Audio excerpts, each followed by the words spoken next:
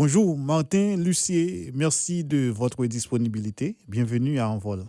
Enchanté, je suis très, euh, euh, je suis vraiment heureux d'être ici avec vos auditeurs. D'accord.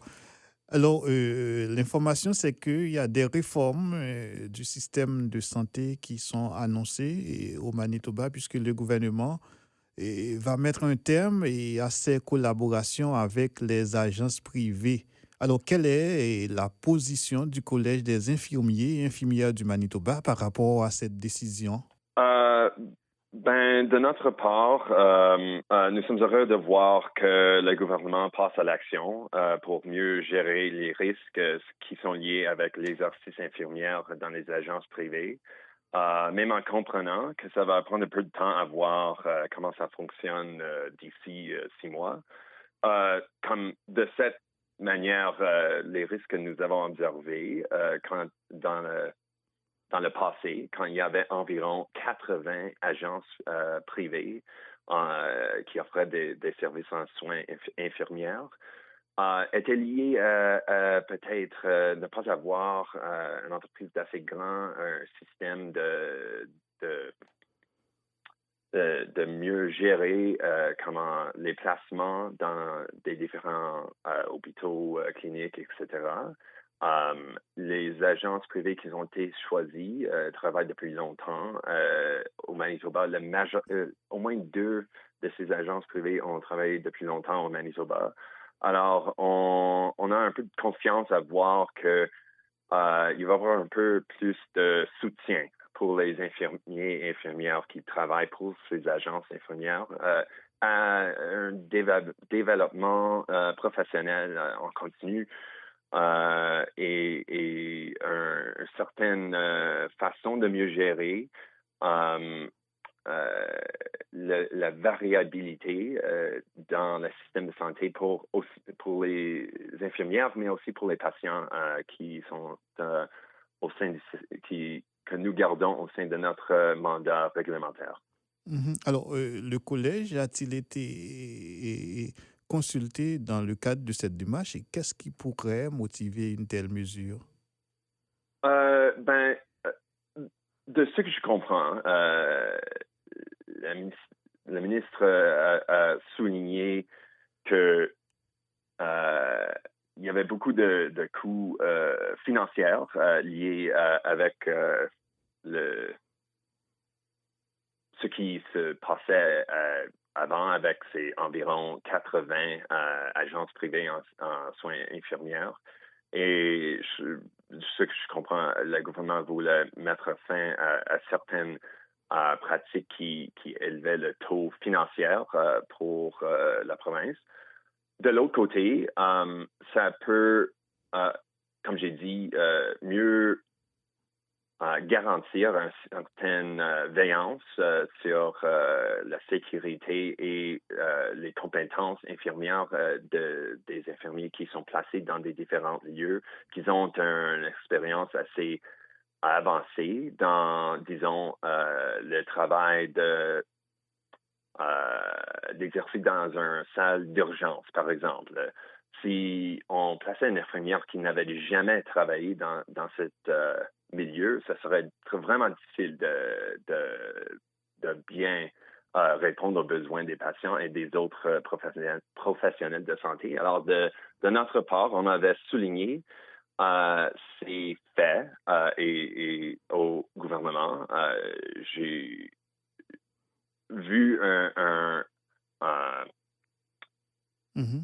un esprit de collaboration de cette côté de la part de la gouvernement à mieux gérer ensemble les risques et aussi à mieux répondre aux besoins des patients et de la système en assurant qu'on a assez d'infirmières pour travailler où ce qu'ils ont besoin à travers la province. Mhm. Alors, pensez-vous que cette décision pourrait contribuer à améliorer non seulement la qualité de l'offre, mais aussi en termes de quantité? C'est-à-dire, est-ce qu'on aura beaucoup plus d'infirmières formées pour desservir la population? Ben, on a, euh, de notre côté, ça reste à voir parce que si tous les infirmières qui travaillaient dans les agences privées continuent à travailler dans les agences privées, mais pour ceux qui ont été choisis après ce processus de sélection, je dirais, je ne sais pas si ça va vraiment changer les conditions de base, mais de l'autre côté, si ça encourage plus d'infirmières à travailler dans le système public, ce que je comprends bien que le gouvernement souhaite sera le cas, ça pourrait peut-être certainement augmenter la qualité puis aussi disons, la disponibilité de l'offre des soins de santé à travers la province.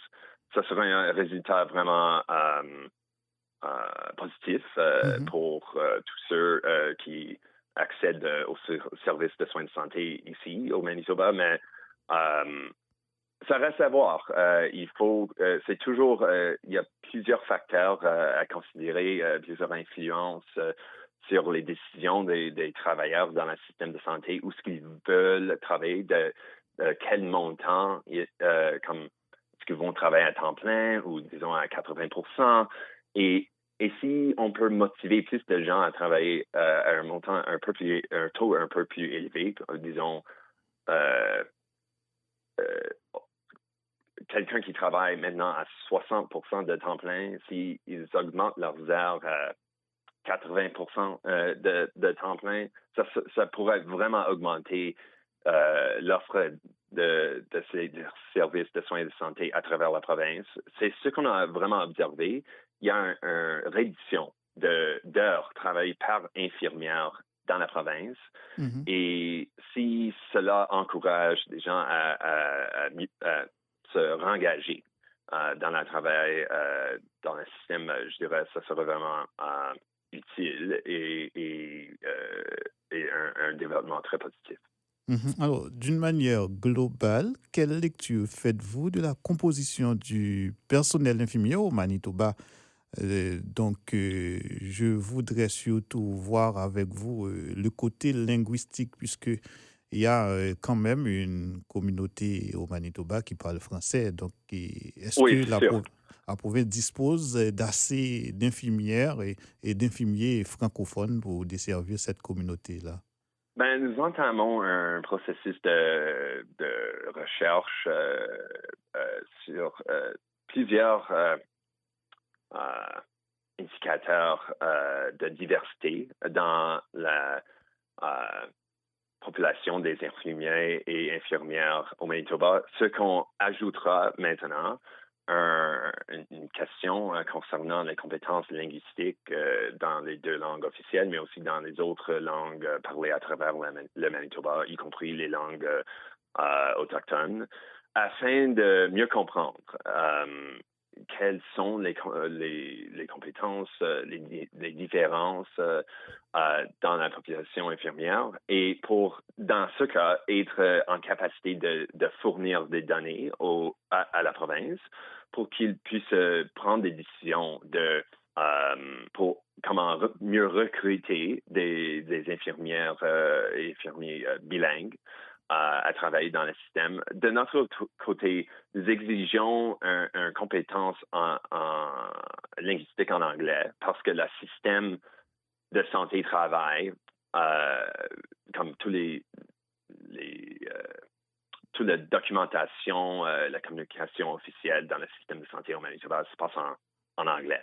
Alors, nous avons besoin d'obliger une certaine compétence en anglais, ce qui ne veut pas dire qu'on pourrait aussi mieux essayer de comprendre comment les infirmières sont placées pour répondre aux besoins de la population francophone au Manitoba. Et je crois que nous sommes prêts à nous pencher dessus parce que nous sommes, comme je dis, juste en train de nous engager à mieux comprendre tous ces faits à travers la population infirmière ici au Manitoba. Mhm. Alors, une dernière question. Qu'en est-il de l'intégration des infirmiers et infirmières formés à l'étranger?